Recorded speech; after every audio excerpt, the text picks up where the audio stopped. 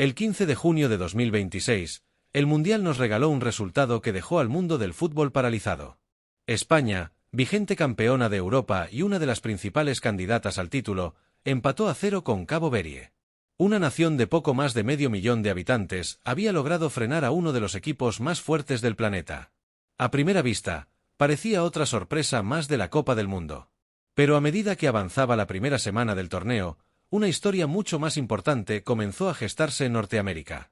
Surgieron señales de resistencia desde distintos frentes. Una estrella se negó a cumplir con sus obligaciones mediáticas con la FIFA. Jugadores cuestionaron abiertamente las condiciones en las que se esperaba que compitieran. Varias selecciones nacionales se enfrentaron a obstáculos sin precedentes fuera del terreno de juego. Y cuanto más se analizaba, más se parecían estas historias a las piezas de un mismo rompecabezas. Así que, antes de continuar, cuéntanos a qué selección nacional sigues en el Mundial de 2026. Y ahora la verdadera pregunta es, ¿qué está pasando entre bastidores en el mayor torneo de la historia del fútbol? El Mundial de 2026 es diferente a cualquier otro Mundial anterior. Por primera vez, el torneo cuenta con 48 selecciones nacionales, 104 partidos y 16 ciudades, sede repartidas en 3 países. La FIFA lo ha calificado como el Mundial más global de la historia. Más equipos, más aficionados, más oportunidades. Al menos ese era el plan. Pero tras la primera semana, ya habían empezado a aparecer señales inusuales. Una estrella se negó a cumplir con sus obligaciones con los medios. Jugadores se rebelaron abiertamente contra ciertas normas del torneo. Varias selecciones nacionales se encontraron enfrentando desafíos sin precedentes fuera del terreno de juego. Lo que hace que estas historias sean notables es que no ocurrieron en el mismo lugar. No estaban relacionadas con la misma selección nacional. Sin embargo, todas surgieron durante los primeros días del Mundial. Y eso nos lleva a una pregunta mucho más importante. ¿Son simplemente incidentes aislados dentro de un torneo masivo? ¿O reflejan las nuevas presiones creadas por el modelo del Mundial de 2026? La primera señal de resistencia provino de uno de los futbolistas más famosos del mundo, Vinícius Júnior. Durante el partido de Brasil contra Marruecos, la estrella brasileña marcó un importante gol del empate para su equipo. Pero lo que llamó la atención de muchos ocurrió después. Según las normas de la FIFA, los jugadores designados deben participar en entrevistas durante el descanso para las cadenas de televisión. Vinícius se negó. Cuando le informaron de que podría ser multado, su respuesta fue sencilla: Brasil pagaría la multa, pero él no concedería la entrevista. No era la primera vez que un jugador rechazaba atender a los medios, pero el momento en que ocurrió hizo que el incidente fuera mucho más significativo. El Mundial de 2026 se basa en contratos televisivos multimillonarios, entrevistas, pausas en la cobertura, contenido exclusivo, todo ello forma parte de la enorme maquinaria comercial que hay detrás del torneo. Y cuando una de las mayores estrellas del Mundial se niega abiertamente a participar, el mensaje queda muy claro: no todos los jugadores aceptan las exigencias comerciales. Puede que solo haya sido una entrevista, pero también puede haber sido la primera señal de que las tensiones están aumentando entre quienes crean valor en el campo y el sistema que se beneficia de ello. Sin embargo, la historia de Vinícius no fue la única reacción de los jugadores. Justo antes de que comenzara el Mundial, decenas de jugadores firmaron una carta abierta dirigida a la FIFA. Su preocupación no era el calendario ni los árbitros, sino el calor. Con los partidos disputándose durante el verano norteamericano, muchos jugadores temían que las condiciones climáticas afectaran directamente tanto su salud como su rendimiento. Pidieron a la FIFA que adoptara normas más estrictas de protección contra el calor, pausas para refrescarse más largas y evaluaciones independientes de las condiciones de juego. La FIFA respondió, pero la mayoría de las peticiones permanecieron sin cambios. Los partidos continuaron utilizando pausas de 3 minutos durante cada tiempo. Oficialmente, estas pausas existen para ayudar a los jugadores a recuperarse e hidratarse.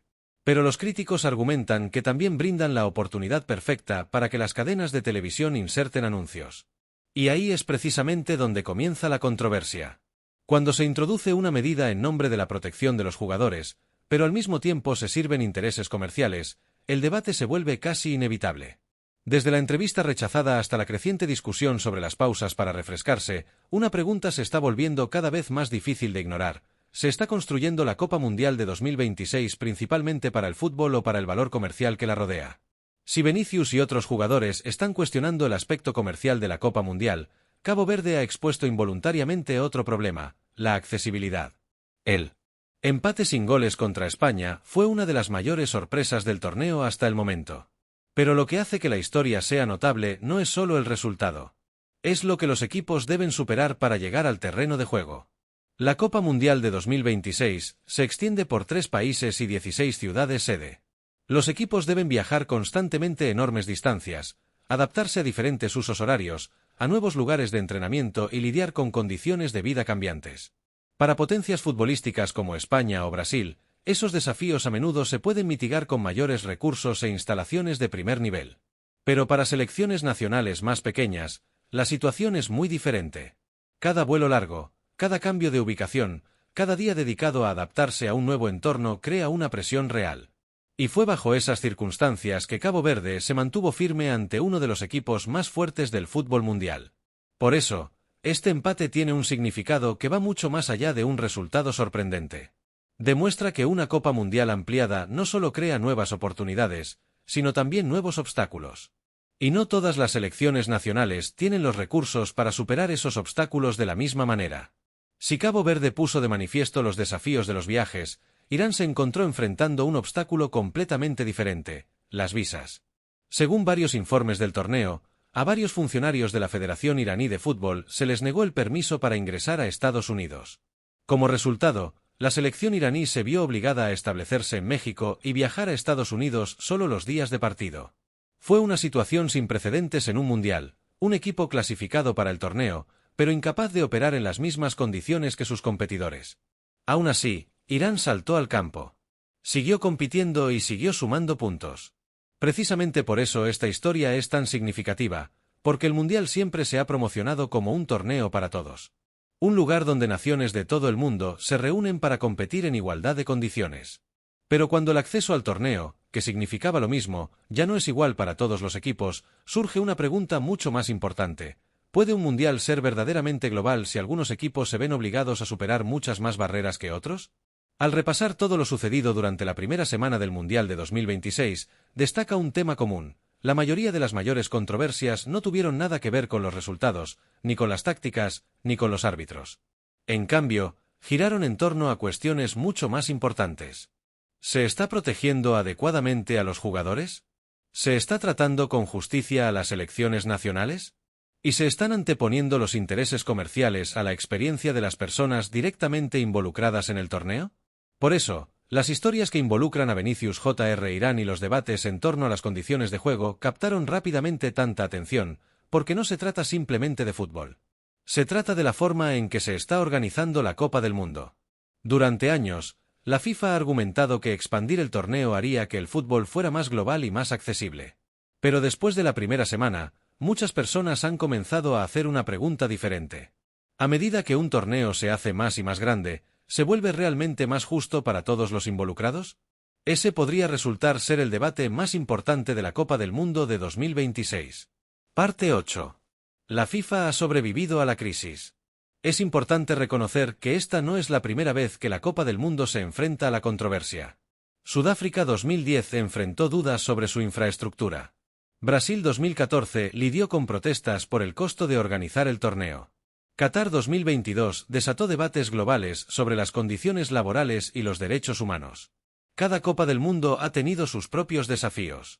Y en la mayoría de los casos, el fútbol volvió a ser la noticia principal. Los goles, los momentos históricos y las historias en el campo a menudo relegaron las controversias a un segundo plano. Por eso la FIFA puede creer que la Copa Mundial de 2026 seguirá el mismo camino. Pero hay una diferencia importante. Esta vez, muchas de las controversias no provienen de un país anfitrión. Surgen de la magnitud y la estructura del propio torneo. Y eso es lo que ha llevado a muchos a preguntarse si esta vez es realmente igual que todas las demás. Lo que hace diferente a la Copa Mundial de 2026 no es un solo incidente. Es la escala del torneo en sí. Por primera vez en la historia, la Copa Mundial cuenta con 48 selecciones nacionales, 104 partidos, 3 países anfitriones que comparten el torneo y miles de kilómetros de viaje entre las ciudades sede.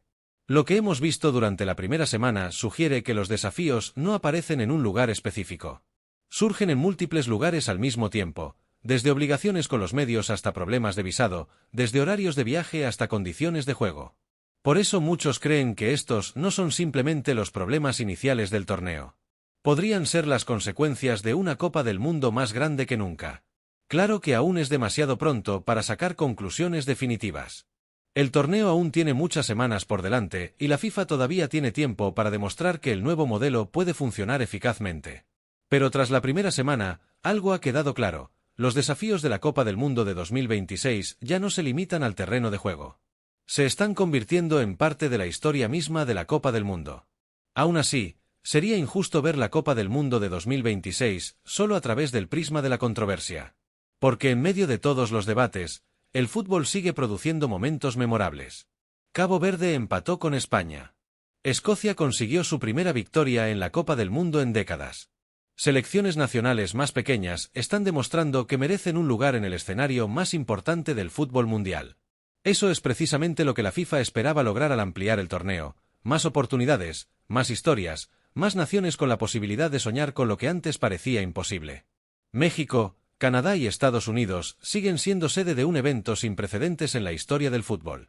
Y a pesar de todas las controversias, millones de aficionados en todo el mundo siguen cada partido. Porque, al fin y al cabo, la mayor fortaleza de la Copa del Mundo siempre ha sido el fútbol. Tras la primera semana del Mundial de 2026, nadie sabe con certeza cómo se recordará este torneo. Dentro de unas semanas, los aficionados quizás solo recuerden los goles espectaculares, las sorpresas y los momentos históricos que se han vivido en muchos mundiales anteriores, pero también es posible que las preguntas que surgen hoy acompañen a este torneo hasta sus últimos días. Porque los debates actuales no se centran en un solo partido ni en una sola selección nacional. Se centran en la forma en que se está organizando la Copa del Mundo. Una superestrella rechazó sus compromisos con los medios. Los jugadores cuestionaron las condiciones en las que compiten. Algunas selecciones nacionales se enfrentaron a obstáculos simplemente para acceder al torneo. Y todo esto ocurrió en la primera semana. Quizás la pregunta más importante ahora mismo no sea si el Mundial de 2026 se considerará un éxito, sino cómo se medirá ese éxito, en términos de ingresos, de magnitud o de la experiencia de las personas directamente involucradas en el torneo. En definitiva, ¿está la FIFA gestionando un torneo de fútbol? ¿O está gestionando un sistema que se ha vuelto demasiado grande y complejo? ¿Qué opinas? ¿Son estos simplemente los primeros desafíos de un mundial de tal magnitud? ¿O son señales de que el nuevo formato está empezando a mostrar sus limitaciones? Comparte tu opinión en los comentarios. Y si te gustan los análisis en profundidad como este, suscríbete al canal para no perderte las próximas noticias del Mundial de 2026.